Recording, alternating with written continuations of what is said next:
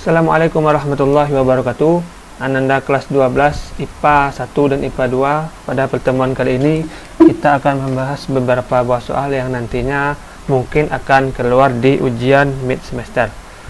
Soal pertama. Gambar berikut menampilkan variasi beda potensial V terhadap kuat arus I pada suatu penghantar. Ini ditampilkan hasil pengukuran antara beda potensial dan kuat arus. Bagaimana yang kita lihat pada sumber vertikal ini ada beda potensial. V beda potensial. Kemudian pada sumbu X ini adalah kuat arus listrik. Kuat arus listrik. Nilai hambatan penghantar. Jadi kalau bertemu dengan soal seperti ini, grafik seperti ini, maka kemiringan garis ini adalah nilai R atau hambatan listrik. Maka untuk menghitung R, kita lihat dulu dari persamaan hukum Ohm. Kuat arus listrik sama dengan perbandingan beda potensial, maaf bukan V ini ya, beda potensial per hambatan. Maka kalau ditanya hambatan, kita pindah atau kita pindahkan ini V per I. Dari 1, 2, 3 boleh kita ambil salah satu datanya. Kalau ini kita ambil berarti V nya 2, I nya 1 ya, V nya 2, I nya 1, maka R sama dengan 2 ohm. Atau boleh kita ambil yang di atas, R sama dengan V nya 2, I nya V nya 4, I nya 2, maka R nya juga 2 ohm.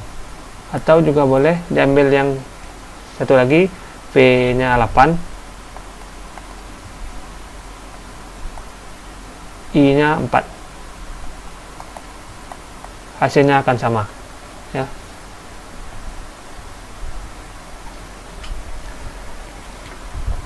Soal yang kedua. Suatu penghantar diberi beda potensial 10 volt dan arus yang mengalir 5 mA. M kecil ini miliampere ya. Agar arus mengalir 20 mA, tegangan sebesar. Berarti kalau bertemu soal seperti ini bisa dikatakan soal perbandingan. Pada persamaan soal sebelumnya kita dapatkan bahwa nilai kuat arus listrik sama dengan perbandingan antara beda potensial dan hambatan. Karena di sini hanya ada beda potensial dan kuat arus listrik, maka ini boleh kita hilangkan dengan cara seperti ini. Kita lihat hubungan antara I dan V saja. Hubungannya adalah sebanding. Jika I bertambah besar, maka V juga akan bertambah besar. Jika I makin kecil, V juga akan kecil. Sekarang kita lihat beda potensial 10 volt. Jika dia diberi beda potensial 10 volt menghantar, maka arus yang mengalir 5 mA. Kemudian agar arus mengalir, ini bisa kita buat dalam bentuk I2 20 mA. Berapakah V2? Kira-kira I nya bertambah, apakah V nya juga bertambah atau berkurang? Dilihat dari hubungan ini, jika I bertambah, nilainya makin besar, V juga nilainya akan makin besar. Sekarang kita lihat bagaimana cara mencari. Hubungan I dan V sebanding. Maka untuk mencari nilai V2, boleh kita buat seperti ini. I sama dengan V. Bukan. V, sini kita buat I lagi, di sini kita buat V lagi. Di sini 1, di sini 2, di sini 1, di sini 2. Ya, sebanding. Maka ini kalau kita isi nilainya, ini 5 mA per 20 mA sama dengan V1 nilainya 10 volt, V2. Ini kita kali silang, 5 kali V2 sama dengan ini kita kali silang 200, maka nilai V2 40 volt. Jadi bisa kita lihat bahwa 40 volt. Seiring bertambahnya nilai arus, ini juga bertambah. 10 volt awalnya V1, kemudian karena arusnya menjadi besar, maka otomatis beda potensial yang diberikan pasti akan besar. Sekarang soal yang berhubungan dengan hukum Coulomb. Ini hukum Coulomb.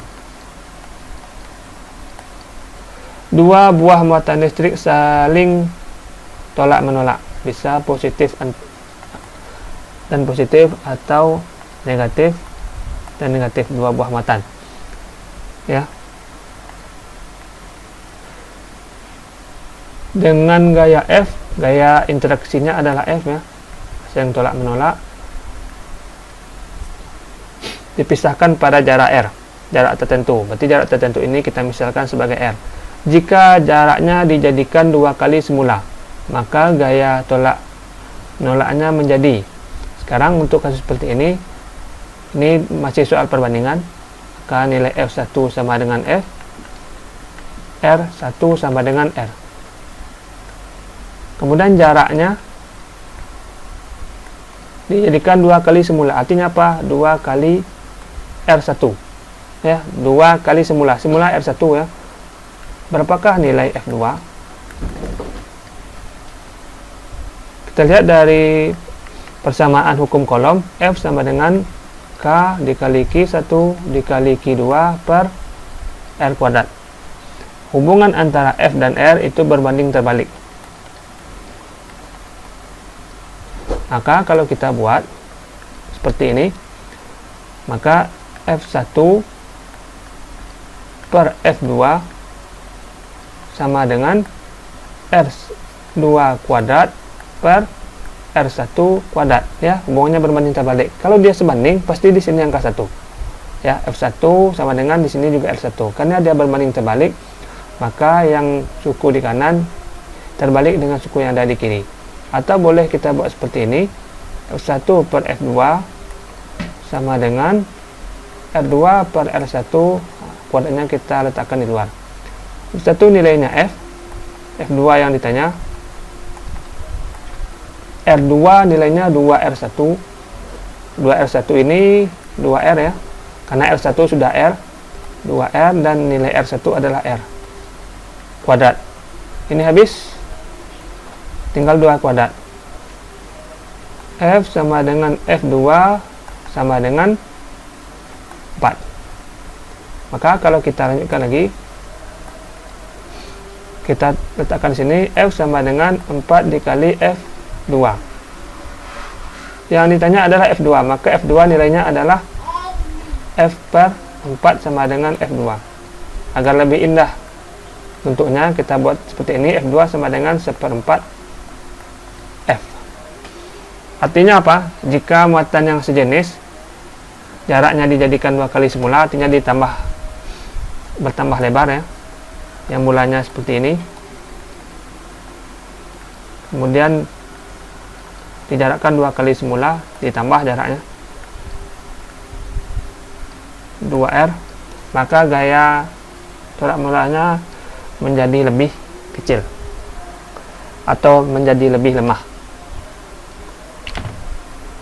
Soal terakhir, dua muatan listrik P dan Q terpisah sejauh 10 cm dan mengalami gaya tarik-menarik sebesar 8 Newton. Jika muatan Q digeser 5 cm menuju muatan P, maka gaya listrik yang terjadi adalah, berarti kalau ada pergeseran muatan Q nantinya ke muatan P yang awalnya jaraknya 10 cm, kira-kira nilai F-nya bertambah atau berkurang. Sekarang kita coba dulu menuliskan besaran yang diketahui. Dua muatan listrik P dan Q terpisah sejauh 10 cm. Ini bisa kita buat RPQ 10 cm dan mengalami gaya tarik-menarik F PQ 8 Newton. Kemudian jika muatan Q digeser 5 cm, berarti RPQ aksen, ya, 5 cm Berapakah FPQ aksen?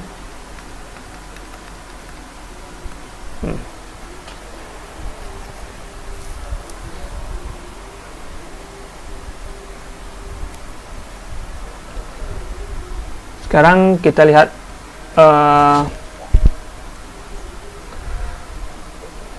cara yang biasa digunakan. Pertama, kita hitung dulu nilai muatan Q. FPQ sama dengan K dikali muatan P dikali muatan Q per R PQ kuadrat. FPQ sama dengan, FPQ nya nilainya 8, K ini 9, cuma tidak kita masukkan angkanya, lebih baik seperti ini agar mempermudah nanti dalam perhitungan. Ini nilainya tidak ada ya. Nilai muatan Q 40 kali 10 min 6, ini harus dijadikan 40 kali 10 min 6 kolom per RPQ 10 cm ya. 10 cm ini harus jadi 10 kali 10 min 2 meter, berarti 10 kali 10 min 2 dikuadratkan. 8 K dikali QP ini 40 kali 10 min 6 per 10 kuadrat, 10 pangkat 2, 10 min 2 dikali kuadrat di 10 min 4, 8 sama dengan K dikali QP 40. Ini kita letakkan atas, ini berubah jadi min, yang ini berubah jadi plus. Maka 8 sama dengan K dikali QP 40, ini min 6 tambah min 2 min 8, min 8 tambah 4 berarti 10 pangkat min 4. Kalau ditanya QP saja berarti 8 per K dikali 40 kali 10 min 4 kolom. Nah, ini tidak perlu kita hitung karena nanti akan habis dengan penyelesaian yang tahap kedua. Sekarang kita cari FPQ aksen yang jaraknya sudah berubah menjadi 5 cm. K muatan P dikali muatan Q per R PQ aksen.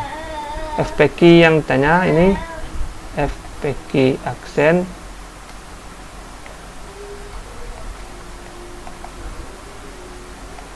K, nilai QP ini 8 per K dikali 40 kali 10 min 4, muatan Q 40 kali 10 min 6 per RPQ aksennya adalah 5 cm atau 5 kali 10 min 2 kuadrat. FPQ aksen ini habis, ini juga habis dengan atas. Ini kita letakkan atas, maka 8 kali 10 pangkat 4 ini 10 pangkat min 6 per, ini kita kuadratkan 5 kali 5 25, 5 kuadrat, ini kita kuadratkan 10 min 4. Maka FPQ aksen sama dengan ini, kita lanjutkan 8 10 pangkat 4 ini 10 pangkat min 6, kita tambahkan 10 pangkat min 2 per 25. Kalau kita pindahkan pangkat ini ke atas jadinya 10 pangkat 4 ya, plus. Nah, FPQ aksen 10 min 2, 10 pangkat min 2 dikali 10 pangkat 4, berarti di sini 10 pangkat 2 atau 100 per 25. Ini kalau kita bagi hasilnya 4, 100 bagi 25 ya, maka nilai FPQ aksen adalah 32 Newton. Jadi ketika jaraknya dikurangi atau ditambah didekatkan ya, yang awalnya 10 cm ini P, kemudian didekatkan dengan jarak 5 cm, maka gaya tarik menaik yang terjadi bertambah besar. FPQ 32 Newton. Terima kasih, mudah-mudahan bermanfaat dan bisa memudahkan Ananda nantinya dalam menjawab soal ujian tengah semester. Terima kasih atas perhatiannya. Assalamualaikum warahmatullahi wabarakatuh.